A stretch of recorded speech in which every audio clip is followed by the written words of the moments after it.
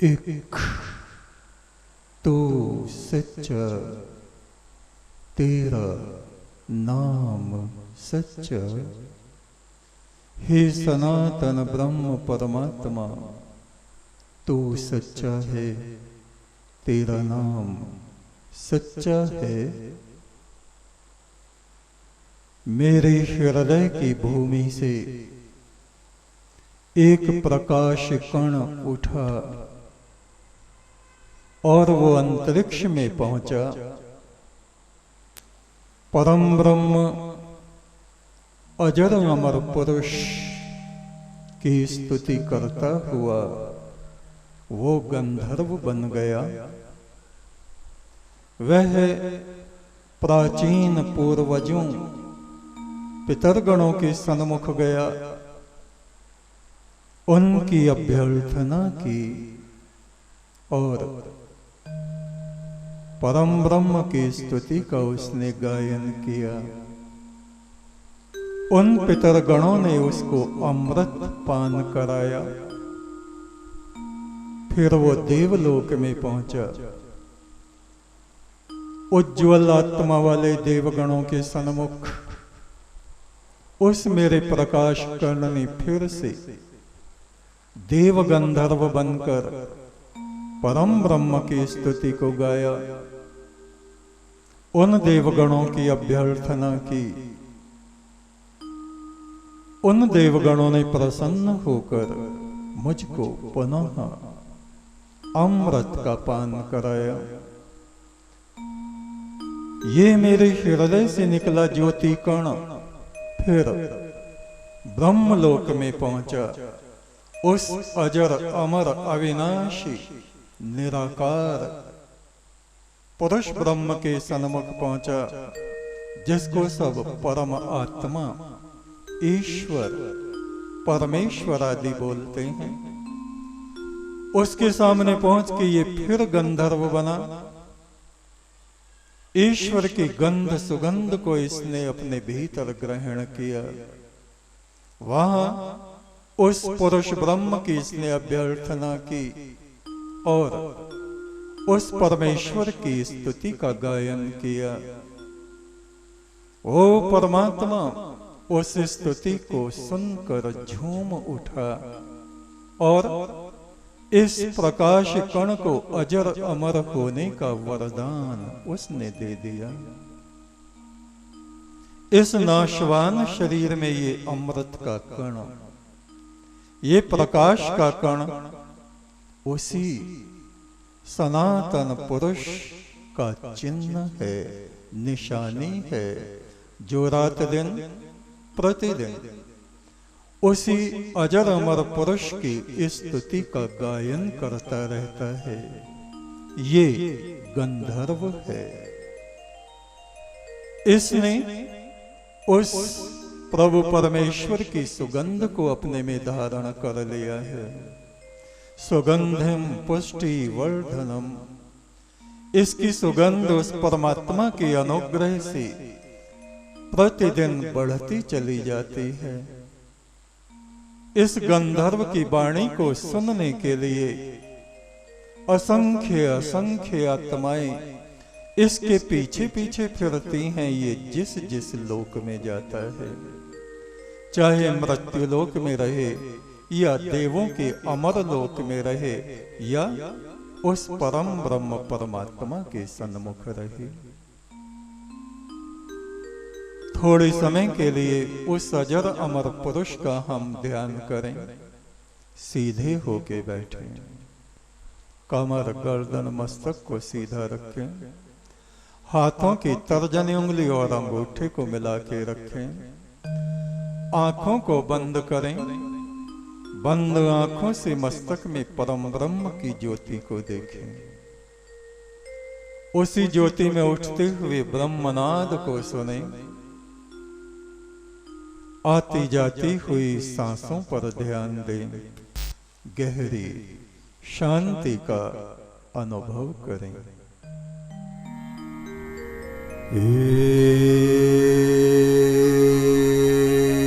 एक तो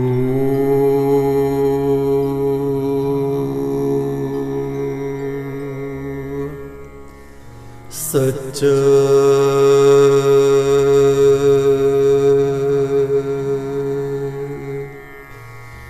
तेरा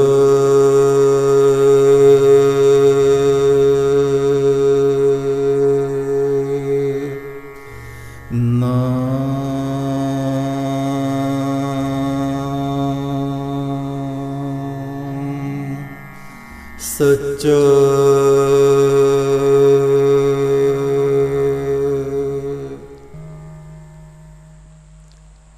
एक तो सच्चा तेरा नाम सच्चा। सामवेद के कुछ मंत्र, इन मंत्रों के ऋषि हैं नारद, देव ऋषि नारद। ज्ञान और परोपकार में ही जिनका जीवन लगा हुआ है, ऐसे ऋषि नारद। देवता सोम, इन मंत्रों का मुख्य विषय है सोम, अमृत। ब्रह्मचर्य की साधना से जो ओज तत्व हमें अपने शरीर में प्राप्त होता है। छंद गायत्री, 3 पंक्तियों में 3 पदों में जो ऋचाएं गाई जाती हैं, उनको गायत्री कहा जाता है। वैसे एक पदा गायत्री भी है। ओंकार को भी गायत्री कहा गया है। इंद्रो विश्वस्य राजति, ये एक पद वाली गायत्री है। द्विपदा, त्रिपदा, चतुर्पदा, 5 पदों तक की गायत्री वेद में पाई जाती है। इन सभी गायत्रियों का स्वर षड्ज है। संगीत में प्रथम स्वर जो सा है, उस पर स्थापित करके इनका गायन होता है।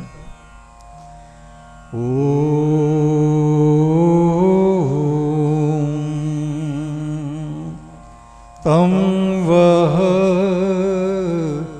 सखायो मदाय पुनः नमभि गायत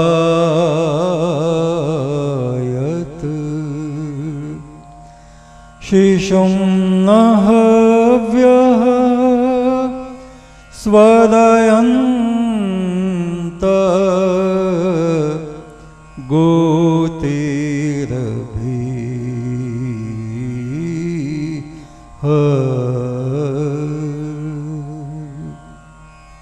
उस सजरमर पुरुष परमात्मा की उपासना करो। आनंद कण, जिसके समस्त लोकों में झड़ रहे हैं, जिसके अमृत कण सभी जीवात्माओं के ऊपर झड़ते हैं। हृदय में एक बालक की तरह सरल बनो, क्योंकि सरल हृदय बालकों की तरह जो मनुष्य होते हैं, वे ही स्वर्ग में विचरण करते हैं। स्व माने अपने अमृत लोक में विचरण करते हैं।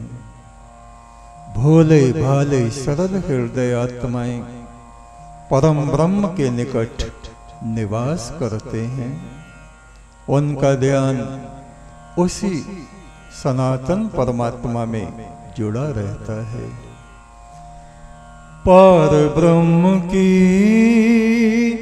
करो तुम उपासना, आनंद कण लोकों में झड़ते,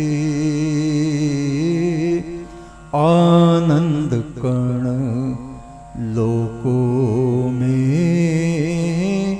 झड़ते। बालक जैसे सरल बनो तुम।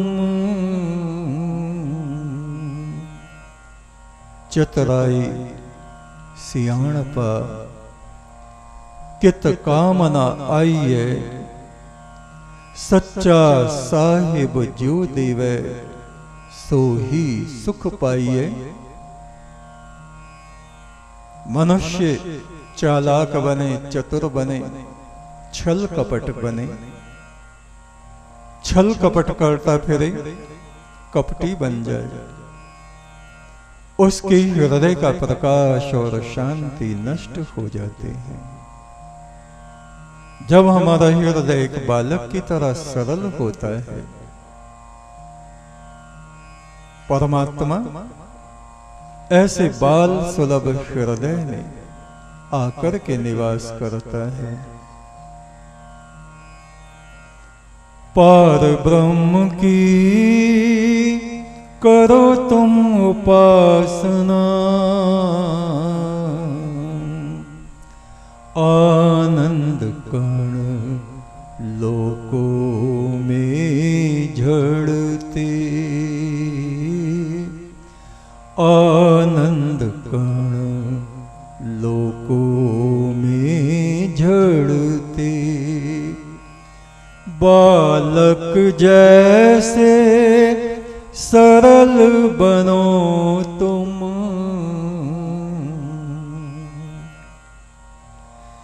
बालक जैसे सरल बनो तुम।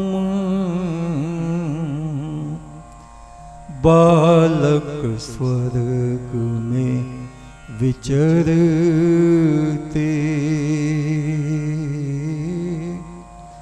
बालक स्वर्ग में विचरते। छोटे बालकों को आप वैसे भी देखो, फूल देखेंगे तो उसी में मगन हो जाएंगे। प्रकृति में बहुत सुंदरता है, उत्कृष्टता है, किंतु इस प्रकृति की सर्वोत्कृष्ट रचना है छोटे छोटे बच्चे। सहज रूप से ही वो प्रसन्न रहते हैं, अवसाद विषाद से रहित रहते हैं, किसी की भी गोद में चले जाते हैं, सबको अपना समझते हैं। ऐसा स्वभाव जन मनुष्यों का हो जाता है,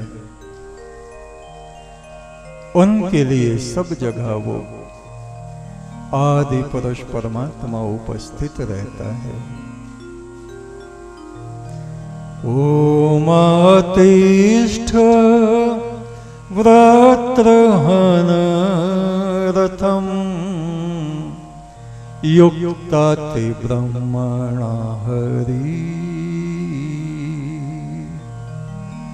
युक्ताते ब्रह्मणा हरि।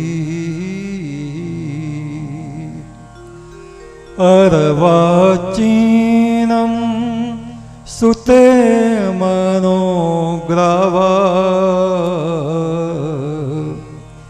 कृणोतु वन गुना, कृणोतु वन गुना। शरीर रूपी रथ है, इस रथ में जुटे हुए इंद्रिय रूप घोड़े हैं। ये इस रथ को कहीं तोड़ फोड़ न डालें, इसलिए दिव्य ज्ञान को, ईश्वरीय ज्ञान को अपने मस्तक पर रखो। हमारे ही अवगुण हमें नष्ट न कर डालें, इस बात का ध्यान रखो। मेरे सर पे साया उसका है, मुझे बिजलियों का डर नहीं। मेरे सर पे साया उसका है, मुझे बिजलियों का डर नहीं। मुझे खौफ है ये आतिश गुल कहीं इस चमन को जला न दे। आतिश गुल फूल की आग, फूल के भीतर जो अग्नि है, इस शरीर में जो अग्नि है, काम क्रोध की जो अग्नि है, ये ही कहीं इस जीवन रूपी उपवन को जला कर राख न कर डाले। देह रथ में इंद्रियों के घोड़े, कहीं रथ को ही ना तोड़ डाले, कहीं रथ को ही ना तोड़ डाले। दिव्य ज्ञान धरो मस्तक पे,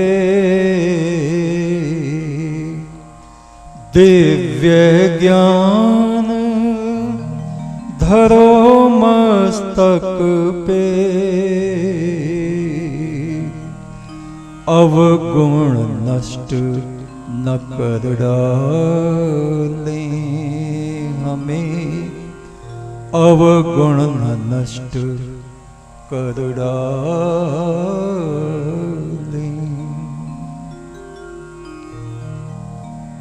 ओम शांति शांति शांति।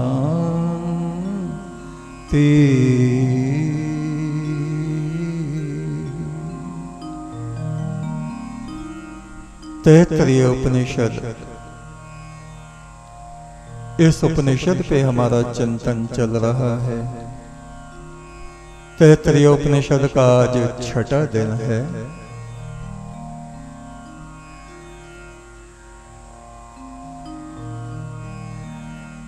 पीछे हमने देखा किस तरह से ये आत्मा इस शरीर में, भौतिक शरीर में, ये अन्नमय कोश, इसके भीतर प्राणमय कोश, उसके भीतर मनोमय कोश, उसके भीतर विज्ञानमय कोश, उसके भीतर आनंदमय कोश, और उसके भीतर ये जीवात्मा, जहां इसका स्पर्श उस परम ब्रह्म से होता रहता है। संसार में जितनी सुंदरताएं हैं, आनंद है, वो सब उस आनंद रूप परमात्मा के कारण से है। आज 6वां भाग इसका प्रारंभ होने जा रहा है। वो परम ब्रह्म कैसा है जो दिखाई नहीं देता। वाणी उसका वर्णन करती तो है पर कर नहीं सकती। चारों दिशाओं में उसी का प्रकाश फैला है, इसलिए वो प्रकाशमान कहलाता है। जो उस ब्रह्म को ऐसा जानते हैं कि वो प्रकाशवान है, उस साधक की अपनी आत्मा भी प्रकाशवान हो जाती है। पृथ्वी, अंतरिक्ष, समुद्र, द्युलोक, ये सब उसकी कलाएं हैं। अग्नि, सूर्य, चंद्रमा, विद्युत, ये सब उसकी कलाएं हैं। शरीर में नेत्र, प्राण, श्रोत और ये मन, ये सब उस अजर अमर पुरुष की कलाएं हैं। पृथ्वी उसके चरण है, सूर्य उसका नेत्र है, वायु उसकी सांसें हैं, चंद्रमा उसका मन है। जो उस ब्रह्म को ऐसा अनंत रूप जानता है, वह साधक स्वयं भी अनंत रूप हो जाता है। एक तू सच्चा, तेरा नाम सच्चा, संसार के मालिक तेरा नाम सच्चा।